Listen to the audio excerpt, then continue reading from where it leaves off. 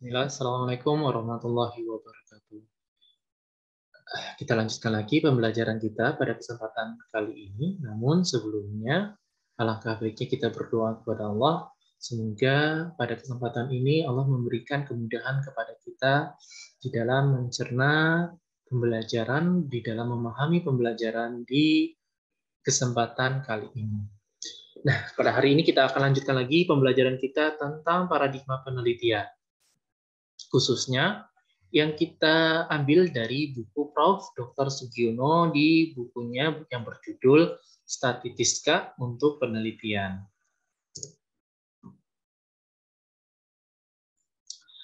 Pada pembelajaran sebelumnya, kita telah mempelajari dua buah paradigma, yaitu paradigma sederhana dan paradigma sederhana berurutan. Semoga masih ingat ya. Untuk paradigma sederhana, secara singkat, paradigma sederhana dia itu hanya menggunakan dua buah variabel yang secara berurutan, yaitu variabel independen atau bebas yang berhubungan dengan variabel dependen atau terikat. Nah, kalau paradigma sederhana berurutan, dia sama dengan yang sederhana ini, namun hanya ada penambahan variabel independen. Namun secara berurutan. Contohnya adalah ada variabel bebas, lalu variabel bebas ini akan mempengaruhi variabel bebas kedua, lalu akan menghasilkan suatu luaran atau variabel terikatnya. Nah, ini adalah variabel sederhana berurutan. Maksudnya berurutan apa? Ya ini berurutan dari satu, kedua, ketiga. Atau bisa dibilang juga seri, rangkaian seri. Nah, yang ketiga ini baru kita akan membahas agak sedikit lebih berbeda, 3 dan ke-7. Yang ketiga dulu kita akan bahas pada kesempatan hari ini, yaitu paradigma ganda dengan dua variabel independen. Nah, terdapat dua variabel independen dan satu variabel dependen. Jadi variabel ini, variabel ganda dengan dua variabel independen, maksudnya variabel paradigma ganda, itu adalah di sini. Gandanya di sini ya. Dengan dua variabel independen. Nah, ganda di sini yang akan mempengaruhi variabel terikatnya. Prof. Sugiono juga menyebutkan bahwa kalau misalnya contohnya seperti ini, X1 itu adalah lingkungan keluarga, X2 adalah demografi, dan Y itu adalah keberhasilan usaha. Maksudnya bagaimana? Ini Prof. Sugiono ingin memberikan salah satu contoh dari penelitian bagaimana variabel lingkungan keluarga di sini, variabel lingkungan keluarga dengan variabel demografi atau lingkungan di sekitar kita itu berpengaruh terhadap keberhasilan usaha seseorang. Apakah ada pengaruh antara lingkungan keluarga dengan lingkungan sekitar dengan keberhasilan usaha? Ini lingkungan sekitar kita yang di luar keluarga. Nah, bentuknya bagaimana? Variabelnya seperti ini yang digambarkan oleh Prof. Sugiono.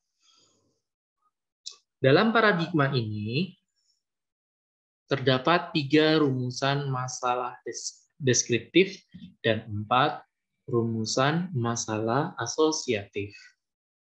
Yaitu 3 korelasi sederhana dan 1 korelasi ganda. Nah, maksudnya di sini paradigma ganda, ya di sini tadi 1 korelasi ganda. Semoga masih ingat ya, kalau yang rumusan masalah deskriptif, yaitu rumusan masalah yang mendeskripsikan atau yang memberikan gambaran tentang variabel itu sendiri. Jadi, dia ini mendeskripsikan atau menggambarkan variabel itu sendiri. Contohnya, kalau di sini ada X1 ya, di sini Prof. Sugiono menyebutkan 3 rumusan masalah yang mana aja, yaitu yang X1, X2, dan Y. Contohnya adalah, kalau yang rumusan masalah pertama, untuk yang paradigma deskriptif, rumusan masalah pertama, yaitu bagaimana lingkungan keluarga, misalnya, atau bagaimana X1, bagaimana lingkungan keluarga Fulan. Nah, itu adalah rumusan masalah deskriptifnya. Yang rumusan masalah kedua, yaitu bagaimana X2, atau bagaimana X2-nya adalah bagaimana demokrasi tempat Fulan, misalnya. Sedangkan yang rumusan masalah ketiga untuk yang deskriptif adalah bagaimana juga keberhasilan usaha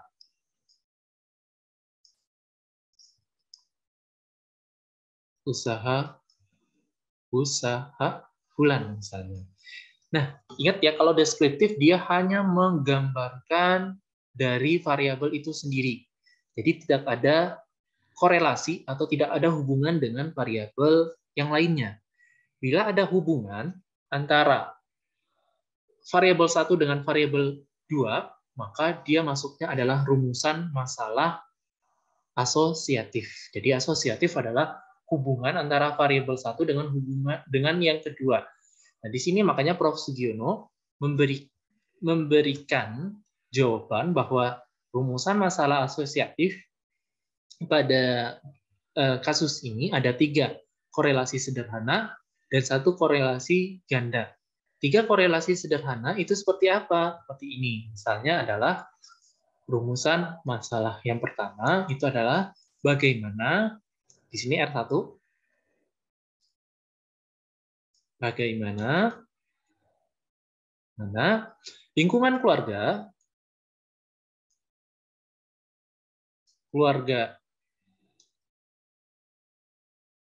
Fulan itu mempengaruhi keberhasilan usaha. Jadi bagaimana si X1 ini mempengaruhi si Y. Jadi bagaimana X1 mempengaruhi si Y. Kalau rumusan masalah yang kedua, yaitu bagaimana X2 ini mempengaruhi si Y. Jadi bagaimana X2 itu mempengaruhi si Y. Atau bagaimana demografi tempat Fulan itu mempengaruhi keberhasilan usaha. Itu rumusan masalah yang kedua. Kalau rumusan masalah yang ketiga, itu adalah bagaimana, dan di sini, bagaimana lingkungan keluarga itu juga mempengaruhi terhadap demokrasi si Fulan. Yaitu bagaimana X1 itu mempengaruhi X2, atau bagaimana X2 itu dapat mempengaruhi X1. Jadi bagaimana lingkungan keluarga itu dan demokrasi dapat berpengaruh antara satu dengan yang lainnya. Sedangkan yang korelasi ganda, rumusan masalah yang keempat, atau korelasi gandanya itu yang R ini. Bagaimana lingkungan keluarga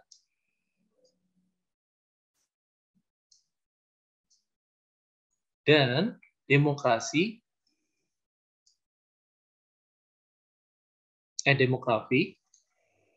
itu dapat mempengaruhi keberhasilan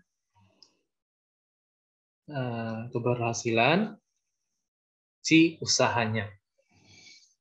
Jadi yang rumusan masalah gandanya adalah bagaimana seluruh variabel bebas ini dapat mempengaruhi keberhasilan usaha. Nah, oleh karena itu bagaimana untuk hipotesisnya atau analisisnya, di sini Prof. Sugiono memberikan acuan kepada kita bahwa untuk mencari hubungan antara variabel X1 tadi dengan X2, atau S2 dengan X3, atau S3 dengan Y, itu digunakan teknik korelasi sederhana. Bagaimana teknik korelasi sederhana nanti kita akan bahas. Di sini kita akan cepat saja supaya Kalian hanya memahami bagaimana paradigma penelitian itu sendiri dan bagaimana membuat rumusan masalah dalam penelitian. Ya, itu tujuannya. Nah, yang selanjutnya adalah nilai turunan harga Y dapat diprediksi melalui persamaan regresi Y atas X3 dengan persamaan Y sama dengan A ditambah B X3. Ini juga nanti akan kita pelajari di pertemuan selanjutnya.